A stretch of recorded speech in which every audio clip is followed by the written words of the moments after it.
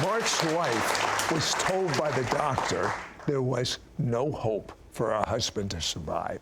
She was given a vision that literally came from the angel of the Lord. Then Mark had a visitation in the hospital from an angel for 3 consecutive nights. Mark, explain. Yeah.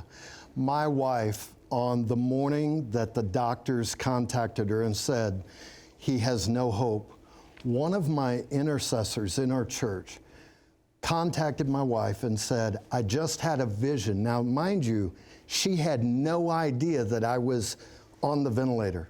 We had not told anyone that yet.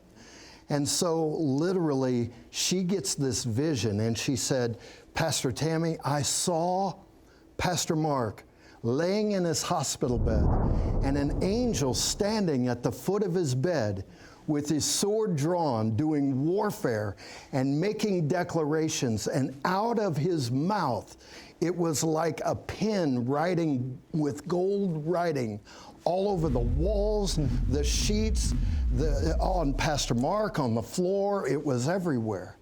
And so when my wife got the news a couple hours later I wasn't going to live, she said, no, I've seen what God is going to do. There's an angel in the room. This is what's going to happen.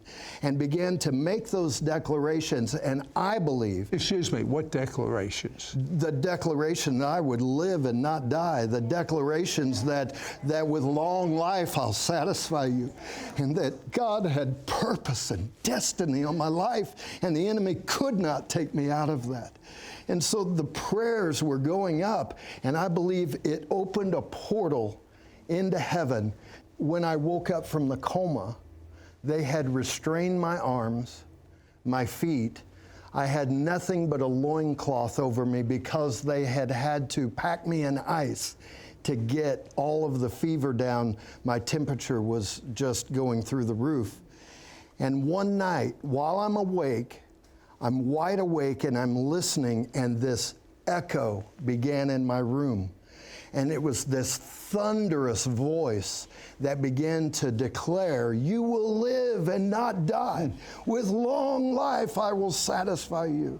He began to say things like, faith is the substance of things hoped for, the evidence of what you cannot see. And you are going to declare the glory of the Lord. And these were the words that were coming out of his mouth. I didn't see him, but I could hear him. I don't know how anybody couldn't have heard him. But the nurses were coming in. Now, remember, I'm still on the ventilator. And so I can't speak. You can't talk, right? I can't talk. And I look at the nurse, and she's oblivious. And I'm like, you can't hear that? What's going on?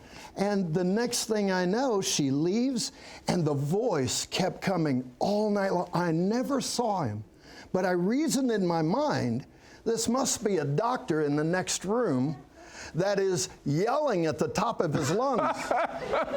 And I thought to myself, doctors don't do that. He's not operating in much wisdom. They've called him here to do medicine, not to preach and prophesy all night. I had no idea where it was coming from. And Sid, that went on for 3 nights in a row, over and over again, all night long, to the point I actually said, Lord, will you please shut this man up so I can get some rest? It was booming. It was echoing. Lord, send that man to me. Right. And so I am laying there, and at one point, I literally died. I felt my spirit leave my body, and I could look down and see myself laying there. And I was so sick. My faith and my humanity was colliding. I wanted to believe, but at that point, I was in such pain. All I wanted to do was die. And I said, Lord, just let me die. And a voice came to me and said, in this sweet, tender voice, I've come to take you tonight. It's okay. And I couldn't speak, but up out of my spirit came a groan, and I knew the voice of God, and I said, "That's not God." And immediately, when I said that, all of the visions, all of the things, all of the destiny, all the prophetic words that had ever been spoken over my life began to roll through my mind, and it was like I could see a video of all of this playing out. And the next thing that I spoke, again, I couldn't speak, but a groan. I love it that God hears the groan of our heart. And I just simply said, "I'm not done." And immediately, that spirit of death left.